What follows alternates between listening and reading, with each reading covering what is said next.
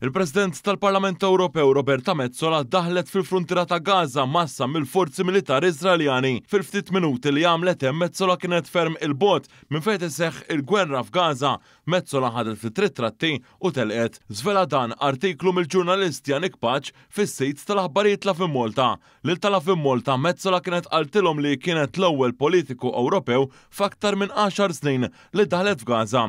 Dwar din id-dikjerazzjoni ta' Metsola tal-Lafin Malta qalu hekk: ejjew inkunu ċari, hija ma daħlix Gaza biex tara il-miżerja li għaddej minnu il-poplu ta' Gaza. Metsola daħlet taħt l-iskorta tan-nistess li ħtija tagħhom il-poplu ta' Gaza qed ibagħat il-ġuħ.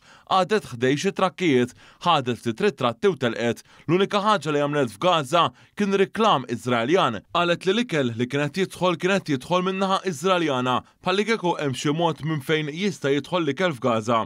B'dak il-mod li qalet ikun approvazzjoni għatta parsi ġenerożità ta' Iżrael li ħoloq ġuħ kbir f'Gaza għal il-ġurnalista Lafin Malta. L-istess sit żvela kif Metsola kienet fil-frontiera ta' Gaza ma' Iżrael u li kienet ferm il-bot minn fejn għaddejja l-gwerra u l-miżerja tal-poplu ta' Gaza. Metsola trid it-tifħir, hija trid li żjara tagħha tibqa' mfakra, hija trid tkun fuq naħa tajba tal-istorja mingħajr qatt ma tieħu riskju li tkun hemm fil-post fejn hemm il-gwerra. Kompla jgħid il-ġurnalist Janik Paċ lil tal-Lafin Malta Metsola qaltilhom li bħala Unjoni Ewropea qed tagħmel dak kollu li tista' biex ittaffi tbatija tal-innoċenti għal dawn l-aħħar 600 jum. Iżda tal-Lafin Malta kienu ċari u qalula li mhux veru sar hekk. Bl-Unjoni Ewropea naqset l-għajnuna lill-Aġenzja li tipprovdi l-għajnuna umanitarja lill-Palestinjani.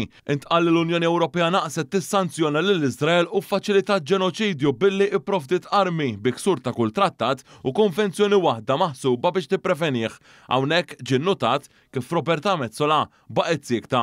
Meta dan l-istazzjon ma risaqsi lil Metsola dwar dawn il-fatti żvelati mill-Lafin Malta, jinfexxet tajjeb mal-ġurnalista ta' One News u bġirja waħda biex tidħol fil-karozza lussuża tagħha qalet ifqu iktbu.